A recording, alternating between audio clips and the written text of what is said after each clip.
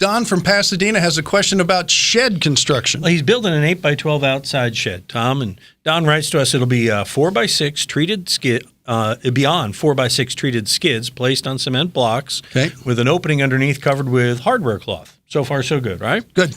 I'm using 3/4-inch exterior plywood subfloors attached with quality screws to my floor joists, and it will have passive venting and insulation in the walls. He's not going to put any kind of climate control in there. So, Tom, Don wants to know what vapor or moisture barrier stuff should he use with the subfloor? Should he use felt or craft paper or what? First off, if you're not going to air condition or heat it, don't insulate it. Can you imagine it gets in August? August 14th, my birthday. We'll use that as a day. It's 101 degrees outside in the afternoon.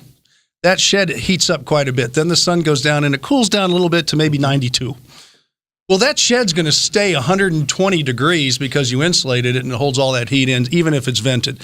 So try not to insulate it unless you're going to air condition it. Secondly, on the floor, there's no vapor barrier ever used in this part of the country.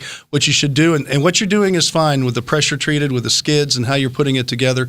Just let it breathe. Just put your floor joist down, glue your subfloor and nail it or screw it to the floor joists and let the vapor transfer. Don't do anything at all. You'll be fine. Ditto on the walls?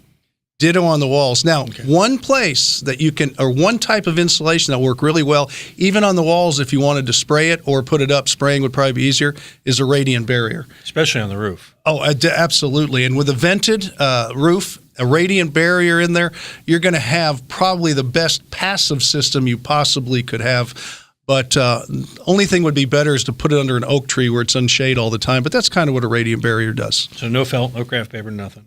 The felt goes behind the siding, not the floor. Right. But the siding, and that is just for wind-driven rain protection against the structure. You don't want the water getting behind the siding and then getting into the studs. But besides that, never on the floor. That doesn't make any sense. You know what makes sense is finding more good, solid answers from the College of Tom Tynan Knowledge. And we hold class anytime you want at HomeShowRadio.com under the Ask Tom tab.